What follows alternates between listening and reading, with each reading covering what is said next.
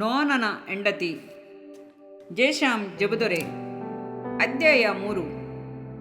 ನೋನನ ಹೆಂಡತಿಯ ಹೆಸರು ಏನು? ನಮಗೆ ಗೊತ್ತಿಲ್ಲ. ಸತ್ಯವೇದವು ಮೌನ ತಾಳುತ್ತದೆ. ನೋನನು ಕ್ರಿಸ್ತನ ವಂಶಾವಳಿಯಲ್ಲಿ ಬಂದಂಥ ಒಬ್ಬ ಮೂಲ ಪುರುಷನು. ಕ್ರಿಸ್ತನ ವಂಶಾವಳಿಯಲ್ಲಿ ನೋನನಿಗೆ ಒಂದು ಮಹತ್ವವಾದ ಸ್ಥಾನವಿದೆ.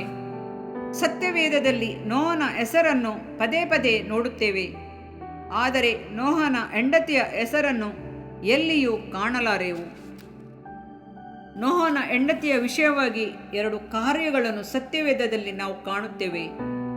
ಮೊದಲನೇದಾಗಿ ಕುಟುಂಬ ಸಮೇತ ನಾವೆಯೊಳಗೆ ಪ್ರವೇಶಿಸಿದಳು. ಎರಡನೇದಾಗಿ ನಾವೆಯೊಳಗೆ ಪ್ರವೇಶಿಸಿದಂತೆ ತನ್ನ ಕುಟುಂಬದೊಂದಿಗೆ ಹೊರಗೆ ಬಂದಳು. ಮಾತ್ರವೇ ಅಲ್ಲ, ಅವಳು ಶೇಮ್, ಹಾಮ್, ಎಪೇತರೆಂಬವರಿಗೆ ತಾಯಿಯಾಗಿದ್ದಳು. ಆದಿಕಾಂಡ 7ರಲ್ಲಿ 13 ಓದಿ ನೋಡಿರಿ.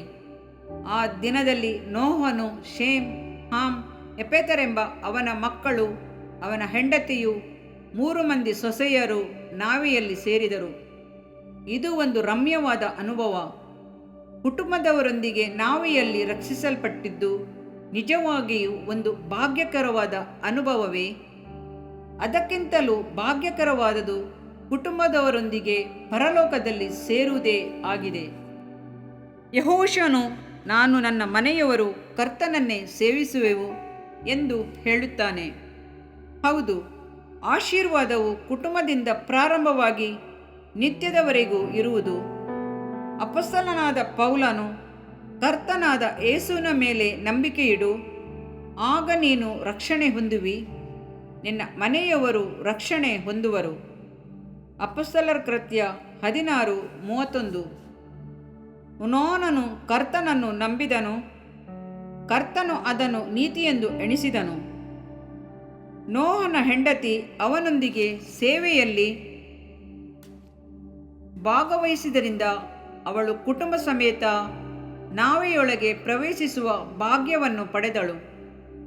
ಪತಿಯೊಂದಿಗೆ ಮಕ್ಕಳು ಹಾಗೂ ಸೊಸೆಯರೊಂದಿಗೆ ನಾವೆಯನ್ನು ಪ್ರವೇಶಿಸುವ ಭಾಗ್ಯವು ದೊರೆಯಿತು. ಪತಿಯ ಎಲ್ಲ ಕೆಲಸ ಕಾರ್ಯಗಳಲ್ಲಿ ಆತನೊಂದಿಗೆ ಇದ್ದದರಿಂದ ಅವನೊಟ್ಟಿಗೆ ನಾವೆಯೊಳಗೆ ಸೇರುವಂಥ ಭಾಗ್ಯವು ಸಿಕ್ಕಿತು. ಹೂವಿನೊಂದಿಗೆ ನಾರಿಗೂ ಸುವಾಸನೆ ದೊರೆತಂತೆ. ನೋಹನ ಪತ್ನಿ ನಾವೆಯೊಳಗೆ ಹೋಗುವ ಮೊದಲು ಹಿಂದಿರುಗಿ ನೋಡಲಿಲ್ಲ. ಲೋಟನ ಪತ್ನಿಯಂತೆ ಅವಳು ತನ್ನ ಮನಸ್ಸಿನಲ್ಲಿ ಲೌಕಿಕ ಕಾರ್ಯಗಳಿಗೆ ಆಸ್ಪದ ಕೊಟ್ಟಿರಲಿಲ್ಲ. ಮಾತ್ರವೇ ಅಲ್ಲ, ಯೋಬನ ಪತ್ನಿಯಂತೆ ತನ್ನ ಪತಿಯನ್ನು ನಿಂದಿಸಲೂ ಇಲ್ಲ. ಸ್ವಲ್ಪ ಯೋಚನೆ ಮಾಡಿ ನೋಡಿರಿ. ನೋಹನು 120 ವರ್ಷಗಳು ಪ್ರಸಂಗ ಮಾಡಿದನು. ಒಂದು ವೇಳೆ ಆತನ ಪತ್ನಿ ನೋಹನೊಂದಿಗೆ ಏಕಮನಸ್ಸಿನಿಂದ ಇಲ್ಲದಿದ್ದರೆ ನಿಶ್ಚಯವಾಗಿ ಅವಳು ಅದನ್ನು ಸಹಿಸುತ್ತಿರಲಿಲ್ಲ. ತನ್ನ ಪತಿಯೊಂದಿಗೆ ಜಗಳವಾಡಿ ಕಾರ್ಯಗಳಿಗೆ ವಿಘ್ನವಾಗಿರುತ್ತಿದ್ದಳು. ಅನೇಕ ವರ್ಷಗಳು ದಾಟಿ ಹೋಯಿತು, ಇನ್ನು ಜಲಪ್ರಳಯವು ಬರಲಿಲ್ಲ. ಕರ್ತನು ಹೇಳಿದನೆಂದು ನೀವು ಸುಳ್ಳು ಹೇಳುತ್ತೀರಿ ಎಂದು ಅವಳು ಸಂಶಯ ಪಡಲಿಲ್ಲ.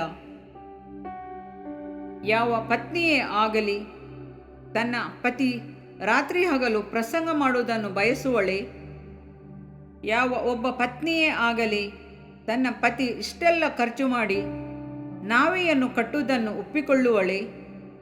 ಮಾತ್ರವೇ ಅಲ್ಲ, ಶುದ್ಧವಾದ ಮೃಗಜೀವಿಗಳನ್ನು ನಾವೆಯಲ್ಲಿ ಸೇರಿಸಿದ್ದು ಸರಿ, ಆದರೆ ಅಶುದ್ಧವಾದ ಜೀವಿಗಳನ್ನು ತಮ್ಮೊಂದಿಗೆ ನಾವೆಯಲ್ಲಿ ಅನುಮತಿಸುವವಳೆ? ಆದರೆ ನೋಹನ ಮಡದಿ ಅವೆಲ್ಲವನ್ನು ಸಂತೋಷದಿಂದ ಅನುಮತಿಸಿದಳು. ನಾನು ಸೇವೆಗಾಗಿ ಅನೇಕ ಸ್ಥಳಗಳಿಗೆ ಹೋಗುತ್ತಿದ್ದಾಗ ಸೇವಕರ ಪತ್ನಿಯರ ಗುಣ ವಿಶೇಷತೆಗಳನ್ನು ಗಮನಿಸಿ ನೋಡಿದುಂಟು. ತಮ್ಮ ಪತಿಯೊಂದಿಗೆ ಸೇವೆಯಲ್ಲಿ ಏಕಮನಸ್ಸಿನಿಂದ ಇರುವವರು ಬಹು ಸ್ವಲ್ಪ ಜನರಷ್ಟೇ. ಪತಿಯೊಂದಿಗೆ ಕೈ ಸೇರಿಸುವವರು ಬಹಳ ವಿರಳ. ಬಹುಪಾಲು ಸೇವಕರ ಪತ್ನಿಯರು ತಮ್ಮ ಪತಿಯನ್ನು ಸಂದೇಹಪಡುವುದು, ಅವರ ಮನಸ್ಸನ್ನು ನೋಯಿಸುವುದನ್ನು ಸರ್ವೇಸಾಮಾನ್ಯವಾಗಿ ಕಾಣಬಹುದಿತ್ತು. ನನ್ನೊಂದಿಗೆ ಸೇವೆಗೆ ಬರುತ್ತಿದ್ದ ಸ್ನೇಹಿತರು ಒಂದು ಕತೆ ಹೇಳಿದರು. ಒಬ್ಬ ಸೇವಕರು ಸೇವೆ ಮುಗಿಸಿ ರಾತ್ರಿ ಸ್ವಲ್ಪ ತಡವಾಗಿ ಮನೆಗೆ ಬಂದರು. ಆತನ ಮಡದಿಯಾದರೂ ಬಾಗಿಲನ್ನು ತೆರೆಯಲೇ ಇಲ್ಲ. ಅವರು ಹೆಚ್ಚು ಹೊತ್ತು ಕಾದಿದ್ದು ಬಾಗಿಲನ್ನು ಬಡಿದು ಸಾಕಾಗಿ ಬಾಗಿಲನ್ನು ತೆರೆಯದಿದ್ದರಿಂದ ಬೀದಿಯಲ್ಲಿ ನಡೆದು ಹೋಗುತ್ತಾ ಇರುವಾಗ ದಾರಿಯಲ್ಲಿ ಒಂದು ನಾಯಿ ನಿಂತುಕೊಂಡು ಚಂದ್ರನನ್ನು ನೋಡುತ್ತಾ ಬೊಗಳುತ್ತಾ ಇದ್ದಿತಂತೆ. ಬೊಗಳುತ್ತಿದ್ದ ನಾಯಿಯನ್ನು ನೋಡಿದ ಅವರು ತನ್ನ ಕಣ್ಣನ್ನು ತಿರುಗಿಸಿ ಚಂದ್ರನನ್ನು ನೋಡಿದರಂತೆ. ಆ ಚಂದ್ರನು ನಾಯಿಯ ಬೊಗಳಿಕೆಯನ್ನು ಸ್ವಲ್ಪವಾದರೂ ಗಮನಿಸದೆ ತನ್ನ ಬೆಳಕನ್ನು ಬೀರುತ್ತಾ ಇದ್ದಿತು. ಆ ಚಂದ್ರನು ಅದರೊಡನೆ ಮಾತಾಡುತ್ತಿರುವುದಾಗಿ ಅವರು ಎಣಿಸಿದರು. ಆ ಚಂದ್ರನು, ನೀನು ಕರ್ತನ ಸೇವಕರು ಹೌದು. ನಾನು ಭೂಮಿಗೆ ಸೂರ್ಯನ ಬೆಳಕನ್ನು ಪ್ರತಿಫಲಿಸುತ್ತೇನೆ. ನೀನು ನೀತಿ ಸೂರ್ಯನಾದ ಕರ್ತನ ಸುವಾರ್ತೆಯ ಬೆಳಕನ್ನು ಜನರಿಗೆ ಕೊಡುತ್ತಿದ್ದಿ. ನನ್ನನ್ನು ನೋಡಿ ಒಂದು ನಾಯಿ ಬೊಗಳುತ್ತಿದೆ. ನಿನ್ನನ್ನು ನೋಡಿ ನಿನ್ನ ಮಡದಿ ಖಂಡಿಸುತ್ತಾಳೆ. ಪುನಃ ನನ್ನನ್ನು ನೋಡು. ಸಾವಿರಾರು ನಾಯಿಗಳು ನನ್ನನ್ನು ನೋಡಿ ಬೊಗಳಿದರೂ ನಾನು ಅದಕ್ಕೆ ಲಕ್ಷ್ಯ ಕೊಡುವುದೇ ಇಲ್ಲ. ನನ್ನ ಪಾಡಿಗೆ ನಾನು ಬೆಳಕು ಬೀರುತ್ತೇನೆ. ನಿನಗಾದರೂ ಇರುವವಳು ಒಬ್ಬಳೇ ಪತ್ನಿ. ಅವಳು ಹೇಳುವುದಕ್ಕೆ ನೀನು ಯಾಕೆ ಮನಗುಂದಿ ಹೋಗುತ್ತಿ? ನೀನು ಅದಕ್ಕೆ ಲಕ್ಷ್ಯ ಕೊಡದೆ ನಿನ್ನ ಸೇವೆಯನ್ನು ಉತ್ಸಾಹದಿಂದ ಮಾಡು. ಕ್ರಿಸ್ತನಿಗಾಗಿ ಯಾವಾಗಲೂ ಬೆಳಕು ಕೊಡು ಎಂದು ಪ್ರೇರಣೆ ಕೊಟ್ಟಿತಂತೆ. ನೋವನ ಹೆಂಡತಿ ಆ ರೀತಿಯಾದವಳಲ್ಲ. ಅವಳ ಪತಿಯು ಇದ್ದ ಕಡೆ ಅವಳು ಇದ್ದಳು. ಪತಿಯೊಂದಿಗೆ ಏಕ ಮನದಿಂದ ಕಾರ್ಯ ಮಾಡಿದಳು. ಪತಿಯೊಂದಿಗೆ ನಾವೆಯೊಳಗೆ ಪ್ರವೇಶಿಸಿದಳು. ಭಕ್ತಿಯುಳ್ಳ ಸಂತತಿಗೆ ತಾಯಿಯಾದಳು. ಪ್ರಿಯ ಸಹೋದರಿ, ನೋವನ ಮಡದಿಯನ್ನು ನೆನೆಸಿಕೋ. ಪತಿಯೊಂದಿಗೆ ಕೈಕೂಡಿಸಿ ಏಕ ಮನಸ್ಸಿನಿಂದ ದೇವರ ಸೇವೆಯನ್ನು ಸಂತೋಷದಿಂದ ಮಾಡು. ಇದರಿಂದ ನಿನ್ನ ದೇಹಕ್ಕೆ ಆರೋಗ್ಯವು, ಎಲುಬುಗಳಿಗೆ ಸಾರವು ಉಂಟಾಗುವವು. ಜ್ಞಾನೋಕ್ತಿಗಳು 3ನೇ ಅಧ್ಯಾಯ 8ನೇ ವಾಕ್ಯ. ಪ್ರಿಯ ವೀಕ್ಷಕರೇ ಮತ್ತು ಕರ್ತನಲ್ಲಿ ಸಹೋದರ ಸಹೋದರಿಯರೇ, ನೀವು ನಮ್ಮ ಈ ಕಾರ್ಯಕ್ರಮವನ್ನ ವೀಕ್ಷಿಸಿದ್ದಕ್ಕಾಗಿ ದೇವರ ನಾಮದಲ್ಲಿ ನಿಮಗೆ ವಂದನೆಗಳು. ದೇವರ ವಾಕ್ಯವು ನಮ್ಮ ಎಲುಬಿಗೆ ಬಲವೂ ಸಾರವೂ ಆಗಿದೆ ಎಂದು ಸತ್ಯವೇದವು ಹೇಳುವಂತೆ ಈ ಕಾರ್ಯಕ್ರಮವು ನಿಮಗೆ ಆಶೀರ್ವಾದಕರವಾಗಿದೆ ಎಂದು ನಂಬುತ್ತೇವೆ. ಪ್ರಿಯ ವೀಕ್ಷಕರೇ, ನಮ್ಮ ಈ ಸೇವೆಗಾಗಿ ಪ್ರಾರ್ಥಿಸಿರಿ ಮತ್ತು ಎಲ್ಲಾ ಕಾರ್ಯಕ್ರಮಗಳನ್ನ ಇತರರೊಂದಿಗೆ ಶೇರ್ ಮಾಡಿರಿ. ಅದೇ ರೀತಿಯಾಗಿ ನಮ್ಮ ಈ ಯೂಟ್ಯೂಬ್ ಚಾನೆಲ್ ಅನ್ನು ಸಬ್ಸ್ಕ್ರೈಬ್ ಮಾಡಿರಿ ಹಾಗೂ ಲೈಕ್ ಮಾಡಿ. ನಿಮ್ಮ ಅನಿಸಿಕೆಗಳನ್ನು ಕಮೆಂಟ್ ಬಾಕ್ಸ್ನಲ್ಲಿ ನಮಗೆ ತಿಳಿಯಪಡಿಸಿ. ನಮ್ಮ ಸಂಖ್ಯೆ 7022104605.